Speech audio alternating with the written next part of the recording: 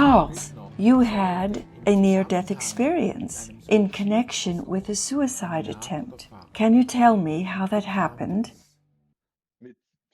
When I was 22 years old, I had a life crisis. My mother died of Alzheimer's after a very long illness. Furthermore, a relationship that was important to me broke up. And at the same time, I had problems at work with a colleague. And all that was a bit too much of a good thing for me. I was getting worse and worse. I was sleeping badly and had difficulty concentrating. And so I stopped going to work and locked myself in my apartment with the shutters closed. I was feeling really pretty bad, and I was crying because I was so desperate. And I felt like I had my back to the wall. What should I do?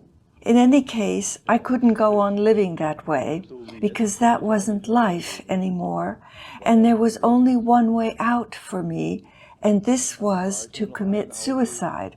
And also because I thought to myself, if I am no more, then the problem I have will no longer be there either. Well, that's what I thought would happen. So then I tried to kill myself with sleeping pills and alcohol. And when the pills finally started to work, I had the following experience that has been keeping me busy quite a bit, even until now. And when I'm now thinking about it, it seems to me as if it happened only yesterday. How you experienced the near-death experience? So first I heard a loud but pleasant ringing that gradually became quiet, and in the distance I saw a yellow light by which I felt magically attracted. And this was a feeling like, here is my home, there I have got to go, that's where I'll be fine. Instinctively, I wanted to go there. And so I pulled myself further and further out of my body. Then, as I got closer to this light, I saw a kind of brightly lit tunnel with bright rays that were emanating out of its furthermost part. But these rays did not dazzle. Rather, they were simply pleasant. I was not alone there, but I saw many people also streaming into this tunnel. And I was already full of anticipation, finally being allowed to enter into the light, when something completely unexpected happened. I was abruptly stopped. My path was suddenly blocked. Whereupon I then saw a tall, sublime being wearing a white robe, with blonde hair and a perfect face. And this being had a big sword in both hands, with the tip of the sword pointing downwards at the ground. So I tried to change this being's mind. I was begging, I was beseeching it. Please let me through. I would like to go into that light there. But the being would not listen to me. It rather put its foot down, saying, "Go back. It's not that easy. You still have a lot to do first. And I'm warning you, the next time you won't get off so lightly." And these words were spoken by this being with such power that I immediately knew, you don't stand a chance. You have to go back. Well, then I saw the other beings streaming into this light, whereas my way was blocked, which made me very, very sad. And I then, willy-nilly, made my way back like a defiant child.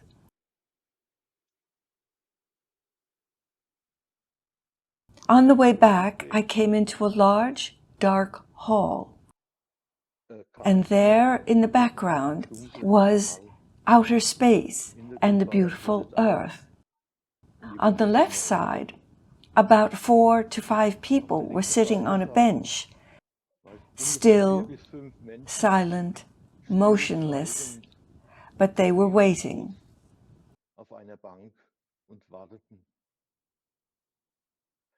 These were the people whose suicide was successful.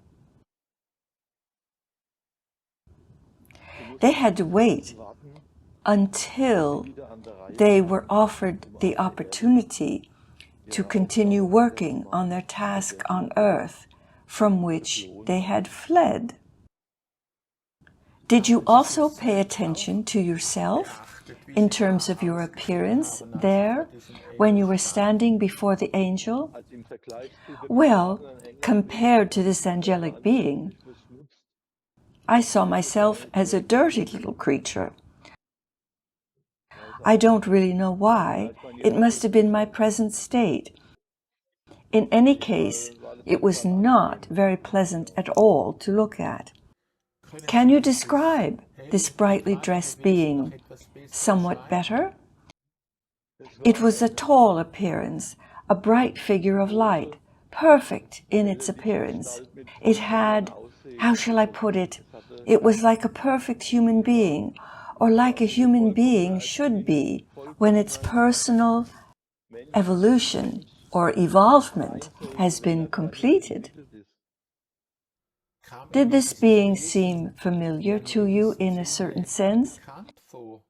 Familiar, I wouldn't say, but it was still somehow a part of me. So familiar would be too far-reaching to say, in the sense like a friend or an acquaintance or a contact person, but still it was somehow a part of me. Can you explain how that being was a part of you?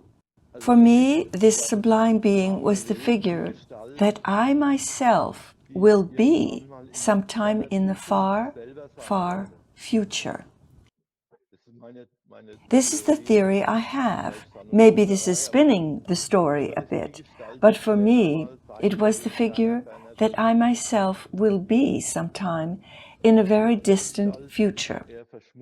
The other being, who was rather dirty and small and who was begging to be allowed into this light, that was me in my present state. And there was a third being who was observing all this. There was the sublime being, and practically there were 3 beings involved in this experience. And yet everything was one. And even though it may sound strange, I definitely had a very, very great respect for this sublime figure of light. Also in the sense that what it says holds true. This actually was clear to me. And it was actually completely foolish. This pleading, do let me go into the light. In fact, it was nonsense, because it held true. Just simply because what the light being said holds true. How did you come back, or how did you experience your return into your body? All I can recollect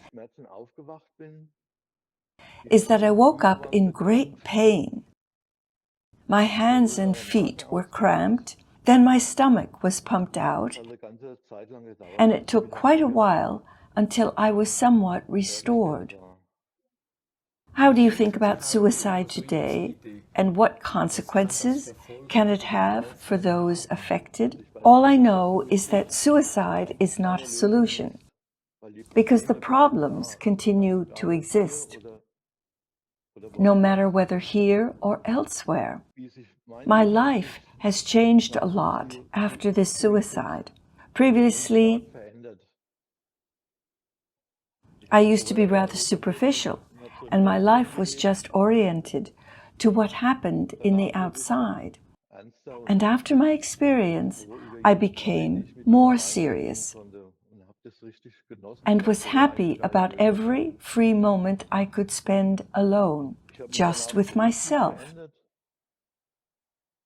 And I was really enjoying it, which was not possible before. I also changed careers by working in Switzerland, on the Lake Maggiore in Brissaggio, a very beautiful area, in a home for the severely disabled. And I worked there for 6 years.